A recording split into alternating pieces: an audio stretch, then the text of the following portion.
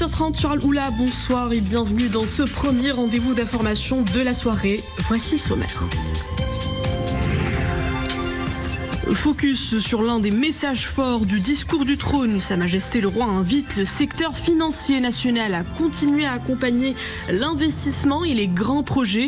Innovation, accès élargi au financement et épargne nationale davantage canalisée, des grandes priorités qui ouvrent un nouveau cycle de transformation économique pour le Royaume. Puis on fera le point sur le message adressé par le président Donald Trump à Sa Majesté le Roi à l'occasion du 27e anniversaire de la fête du trône. Le président américain y réaffirme la reconnaissance par les États-Unis de la souveraineté du Maroc sur le Sahara et réitère le soutien américain à la proposition marocaine d'autonomie qualifiée de seule base pour le règlement de ce conflit.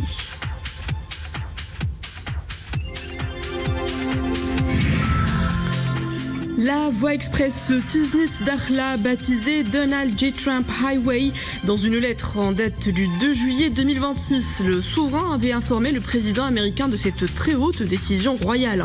Une illustration de la profondeur des relations d'amitié unissant le Royaume et les États-Unis, ainsi que de la grande estime mutuelle entre Sa Majesté le Roi et le président américain Donald Trump.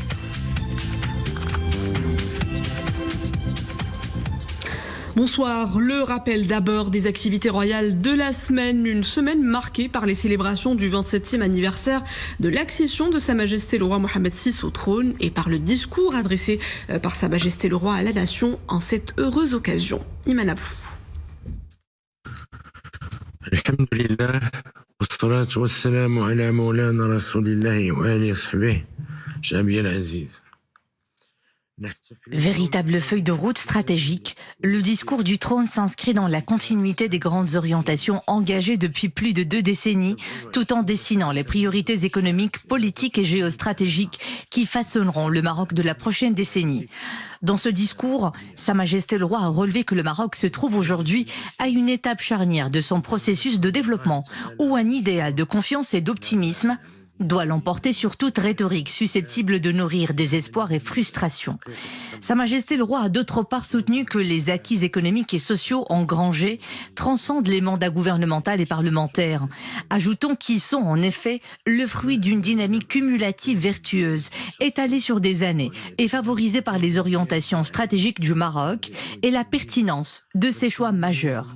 À la faveur de la sécurité et de la stabilité ambiante, associée à l'efficacité institutionnelle, les indicateurs positifs se multiplient dans tous les secteurs d'activité, confortant ainsi la dynamique d'émergence économique et sanctuarisant davantage la souveraineté nationale, affirme Sa Majesté le Roi.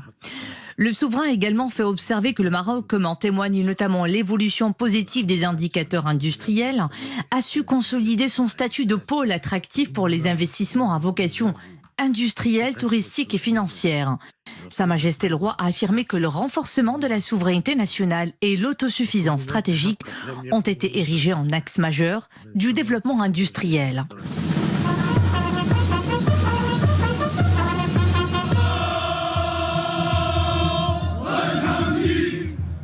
Autre temps fort des célébrations de la fête du trône, la réception présidée par le souverain jeudi après-midi à la place de la préfecture de Madiq-Fnedq, ville de Madiq.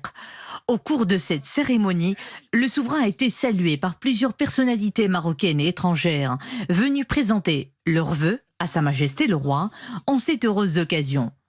Une occasion renouvelée pour l'ensemble des composants de la nation de réitérer leur fidélité, leur loyalisme et leur indéfectible attachement au glorieux trône à Alaouite. Vendredi après-midi, à la place du Méchoir du Palais Royal de Tétouan, Sa Majesté le Roi, chef suprême et chef d'état-major général des Forces armées royales, a présidé la cérémonie de prestation de serment des officiers lauréats des grandes écoles et instituts militaires et paramilitaires, ainsi que des officiers issus des rangs. Sa Majesté le Roi a bien voulu baptiser cette promotion du nom de l'Aïoun. Après avoir salué les couleurs nationales au son de l'hymne national, le souverain a prononcé une allocution.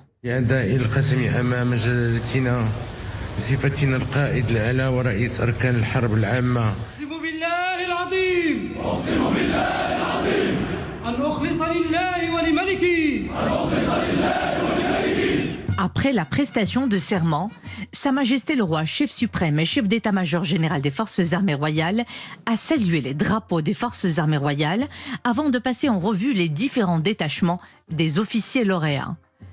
La cérémonie de prestation de serment concerne cette année les lauréats des promotions de 2026 des écoles d'officiers d'active et des établissements paramilitaires. S'y ajoutent également les lauréats du cycle spécial. À cette occasion, Sa Majesté le Roi, chef suprême et chef d'état-major général des Forces armées royales, a remis les épaulettes à des officiers nouvellement promus au titre de l'année 2026. Ce geste royal traduit la haute sollicitude de Sa Majesté le Roi et l'attention particulière dont le souverain ne cesse d'entourer la famille des Forces armées royales.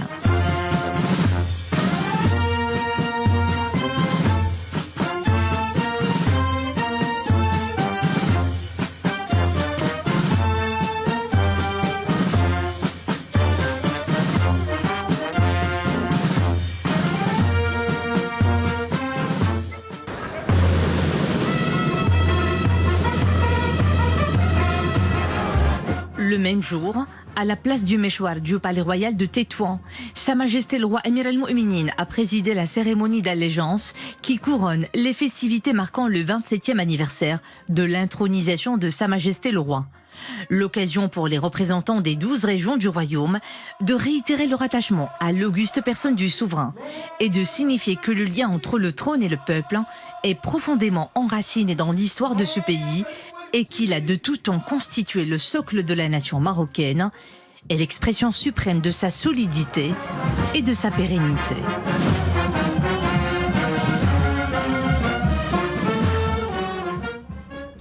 27 ans après son accession au trône, Sa Majesté le roi Mohamed VI dresse le bilan d'une trajectoire économique de résilience, un modèle de développement construit dans la durée, dont les résultats se lisent aujourd'hui par une croissance affichée de 4,9% en 2025, appelée à se maintenir en 2026. Au-delà de ces acquis, le discours royal ouvre un nouveau cycle de transformation économique qui passerait par une épargne nationale mieux canalisée, une finance plus efficace et davantage mobilisée au service de l'investissement productif. Iman Ablou.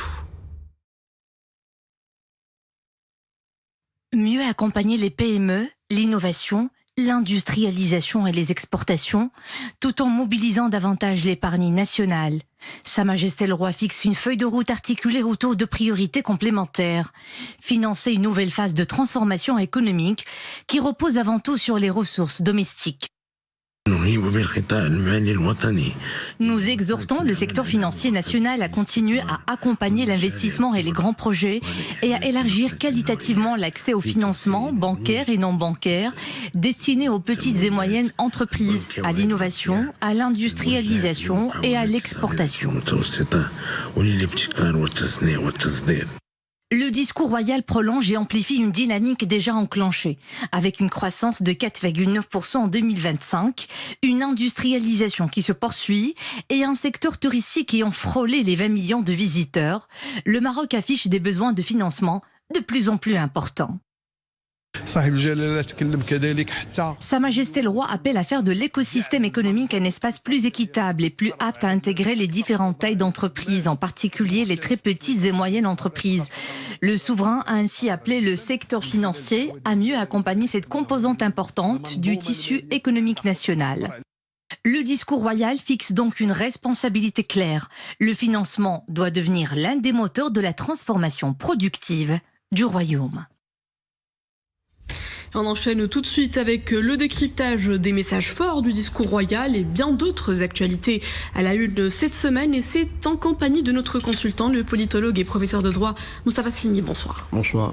Alors, le discours royal dresse le bilan de 27 années de transformation économique. Il fixe aussi le cap d'une nouvelle étape dans la trajectoire de développement du royaume, fondée sur la stabilité, la confiance, l'optimisme.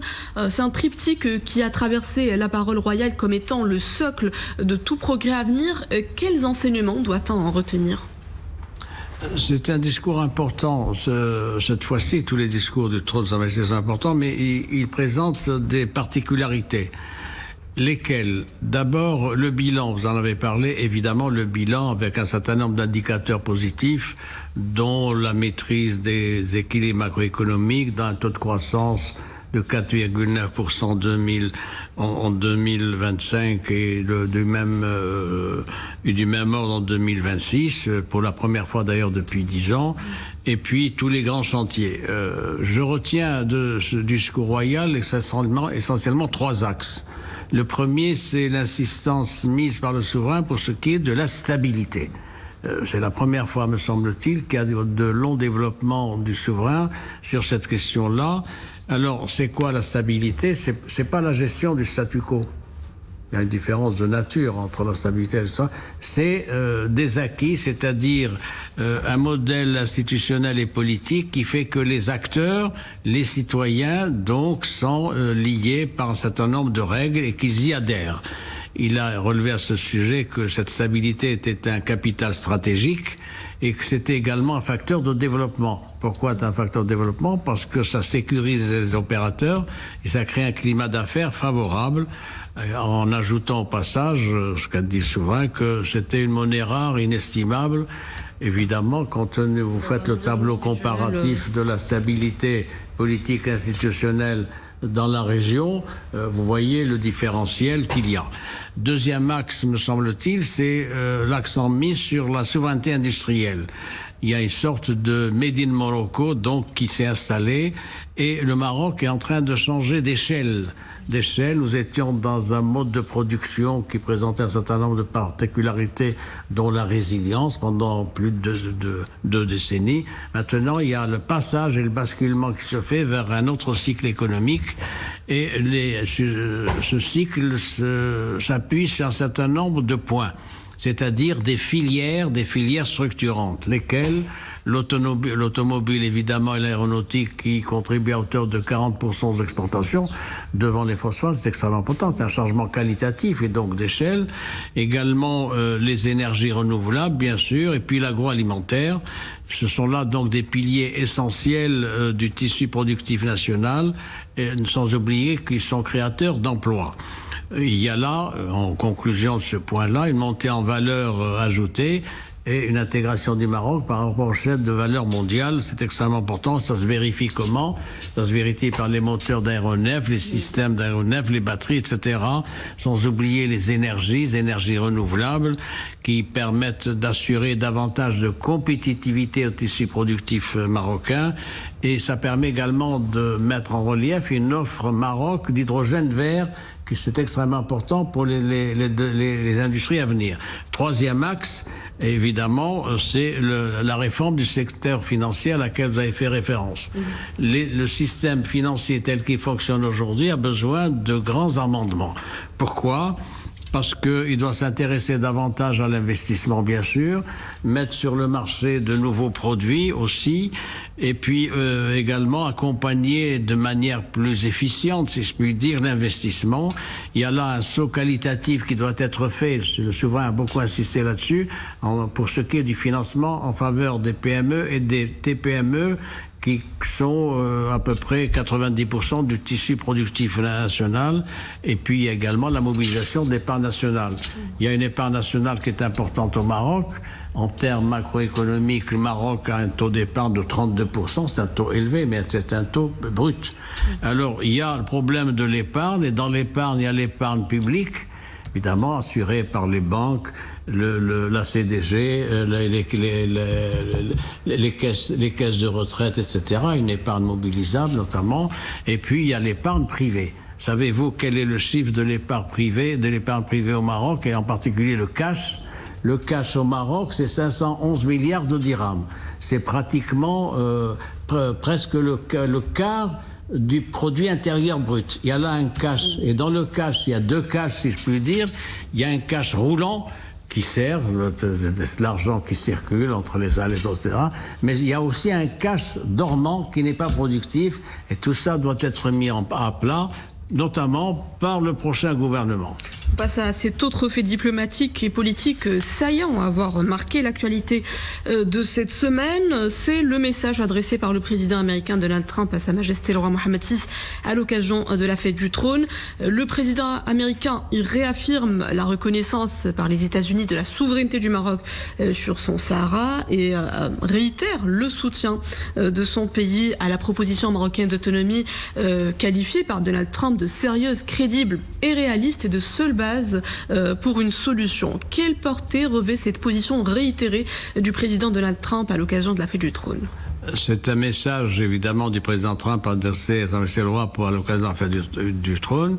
Si vous le comparez au précédent message adressé par le président américain au souverain, il y a des changements. C'est pas simplement un message conventionnel, si je puis dire, se félicitant des relations entre les deux pays et souhaitant prospérité au peuple marocain tout en insistant sur les relations bilatérales. C'est quelque chose de plus étudié. Alors c'est un message, pourquoi? D'abord, le président Trump a relevé l'amitié durable basée sur la confiance et le respect mutuel entre les deux pays et référence évidemment 250 ans de relations entre les deux pays. Il a également évoqué, vous l'avez dit, la question du Sahara, mais en termes plus précis que d'ordinaire. Pourquoi? Il a dit les États-Unis sont clairs sur la question nationale, et pour ce qui est de la souveraineté du Maroc, bien sûr, mais également le soutien de la proposition comme la seule solution. Et il a ajouté, c'est un différend qui doit prendre fin maintenant. C'est ça l'élément nouveau dans cette lettre. C'est pas simplement un message de félicitations, c'est une lettre avec des orientations, des prises de position. Il a dit que c'est un différend donc pour ce qui est de la cause nationale qui doit prendre fin maintenant et que les États-Unis vont continuer à impulser des progrès en vue de cet objectif. Il a salué au passage le leadership sage de Sa Majesté le roi qui est un pilier de stabilité. Et puis il a rappelé l'engagement constant de son pays et du Maroc pour ce qui est de la paix, de la lutte contre l'extrémisme, la protection de la sécurité des Américains et des Marocains, y compris dans les cas des accords d'Abraham, le partenariat qui est précieux pour les États-Unis, et puis la volonté de travailler ensemble pour la sécurité au Sahel, il a évoqué aussi des secteurs stratégiques, oui, tout à fait, vous l'avez dit, la technologie, l'énergie, l'intelligence artificielle, les minerais critiques et défense. Donc, il a dit, nous allons travailler ensemble pour une nouvelle ère. Donc, c'est extrêmement important, et ça traduit la prise en main maintenant par les Américains du dossier national compte tenu de l'agenda onusien des prochaines semaines. Le président Donald Trump, dont le nom est désormais associé à l'un des plus grands chantiers d'infrastructure du royaume, la voie express Tiznit-Dakhla a été baptisée Donald J. Trump Highway, une illustration éloquente de la profondeur des relations d'amitié unissant le royaume du Maroc et les États-Unis d'Amérique, ainsi que la grande estime mutuelle entre Sa Majesté le roi Mohammed VI et le président américain. Dans une lettre en date du 2 juillet 2026, le souverain avait informé le président américain de la très haute décision royale de baptiser la voie express Tiznit-Dakhla du nom du président des États-Unis d'Amérique, Donald J. Trump Highway. Basma Khirchi. Dans cette lettre, Sa Majesté le roi a souligné que, bien que nos relations aient de tout temps été ancrées dans une amitié étroite et une fidélité constante, elles n'ont jamais été aussi vigoureuses et fructueuses que durant vos 2 mandats présidentiels. S'adressant au président américain, le souverain a affirmé que votre reconnaissance historique en 2020 de la souveraineté du Maroc sur son Sahara restera à jamais gravée dans la mémoire des Marocains de génération en génération, ajoutant qu'en effet, cette reconnaissance a donné un élan sans précédent à nos relations bilatérales. En hommage à ce témoignage d'amitié et de paix, et en expression personnelle de ma haute considération, j'ai pris la décision de baptiser l'une des infrastructures routières les plus importantes du royaume du nom d'autoroute Donald J. Trump. S'étendant sur plus de 1055 km, cette voie est la plus longue infrastructure routière de toute l'Afrique, a précisé Sa Majesté le roi. Axe stratégique d'importance capitale, elle relie le nord et le sud du Maroc tout en arrimant l'Europe au continent africain. Elle unifie ainsi notre pays, tout comme votre leadership a rapproché nos deux nations d'une manière sans précédent, a poursuivi le souverain. Réagissant à cette initiative à forte portée symbolique, le président américain a exprimé ses remerciements à Sa Majesté le roi Mohammed VI dans un message publié sur son réseau social Truth Social le 26 juillet 2026. Merci à Sa Majesté Mohammed VI, roi du Maroc hautement respecté. Quel immense honneur! J'espère avoir l'occasion de parcourir un jour, et je l'espère très bientôt, toute la longueur de cette formidable autoroute, a écrit le président Donald Trump. Donald J. Trump Highway, un des plus importants projets structurants réalisés dans les provinces du Sud. Cette initiative conforte davantage le caractère exceptionnel du partenariat stratégique liant les deux pays, une relation historique qui n'a cessé de se renforcer sous l'impulsion du leadership des deux chefs d'État, Sa Majesté le roi Mohammed VI et le président Donald Trump. Cette voie express a été réalisée selon les standards internationaux dans le cadre du nouveau modèle de développement des provinces du Sud lancé par Sa Majesté le roi à l'occasion du 40e anniversaire de la Marche verte.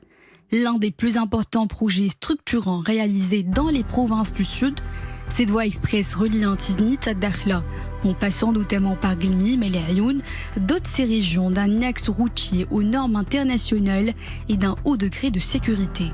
Elle contribue ainsi à réduire sensiblement les temps de parcours, à limiter les interruptions de circulation dues aux inondations et à l'ensablement, tout en facilitant le transport des personnes et des marchandises entre les provinces du Sud et les principaux pôles économiques du royaume.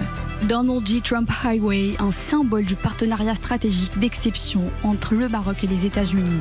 Au-delà de sa dimension infrastructurelle, la Donald J. Trump Highway revêt une portée stratégique majeure, véritable colonne vertébrale du corridor atlantique marocain. Elle s'inscrit dans la vision royale visant à faire de la façade atlantique un espace intégré de développement, de coopération et de prospérité partagée avec les pays africains.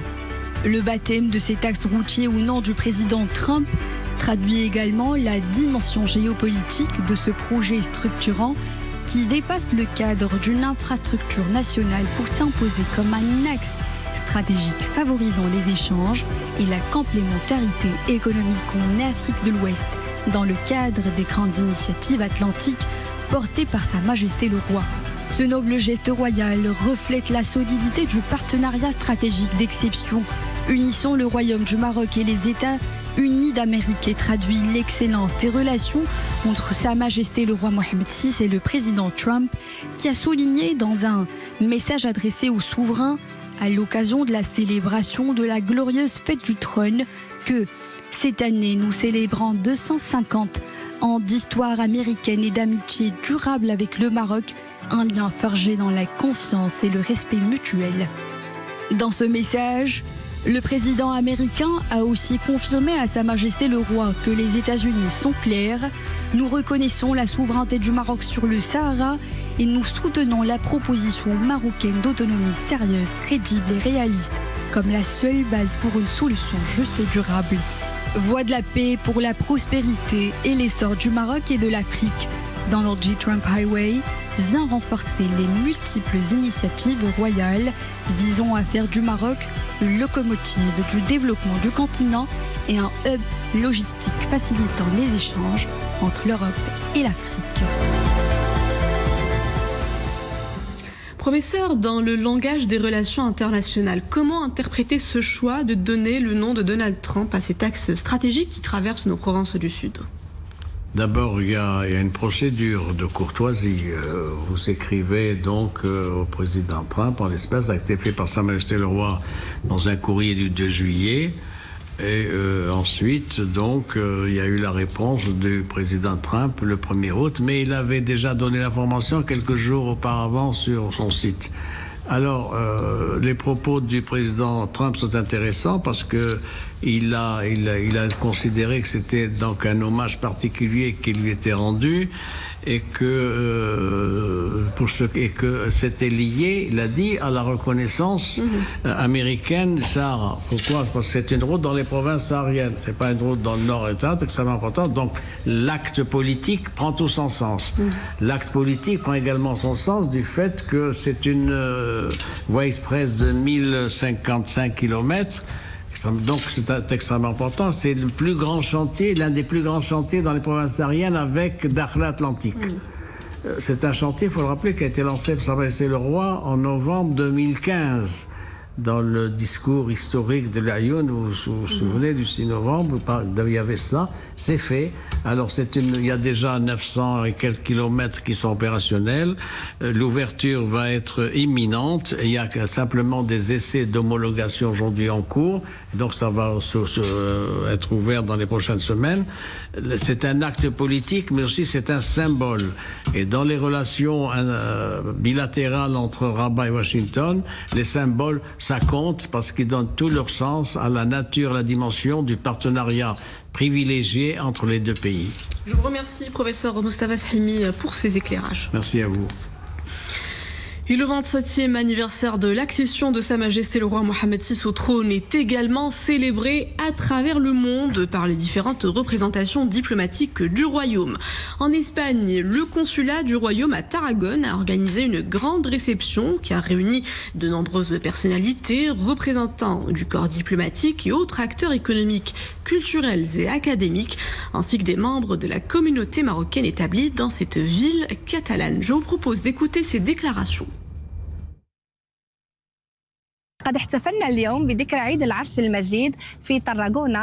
Nous célébrons la glorieuse fête du trône ici à Tarragone en présence de nombreuses personnalités, de représentants des autorités locales et régionales espagnoles, de partis politiques et de membres de la communauté marocaine résidant à Tarragone.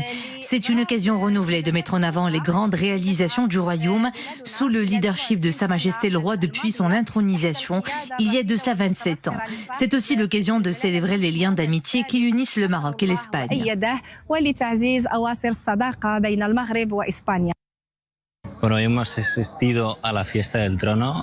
C'est un honneur d'assister à cette cérémonie. La communauté marocaine résidant en Catalogne est fortement représentée ici.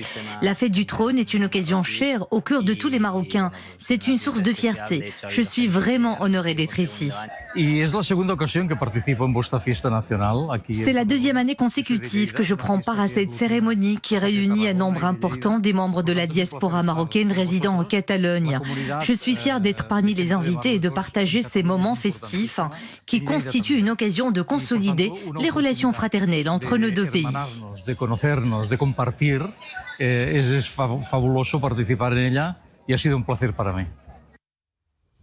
Ce mois d'août nous apporte son lot de canicules. La chaleur estivale est loin d'avoir dit son dernier mot. Les températures repartent encore une fois à la hausse jusqu'à mardi avec des pics de 47 degrés attendus à Ouaddahab, à Sazag, Smara, Tata, Taroudant, Zagora, Rachidia, Aoussard et Boujdour. Il fera tout aussi chaud les prochains jours à Marrakech, Bni Mellal, Fqi Ben Saleh, Qlat Srarna, avec des températures entre 42 et 45 degrés. Puis demain, le mercure ne descendra pas en deçà des 42 degrés à Agadir, Daoutanan, Rhamna, Youssoufia, Khnifra, Taourir, Khoribga, également à Stad, Chichawa, Gersif, Taza, et sur l'intérieur des provinces de l'Ayoun, Tarfaya, Gilmim et Tantana.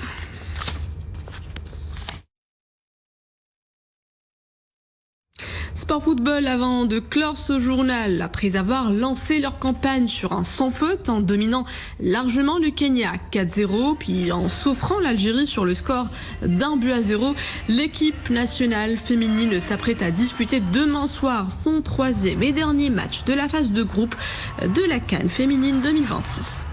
Ce sera face au Sénégal.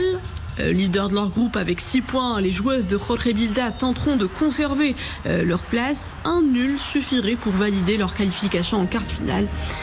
Et c'est un match à suivre donc demain à 21h sur Ariadia TNT et Al Oula TNT.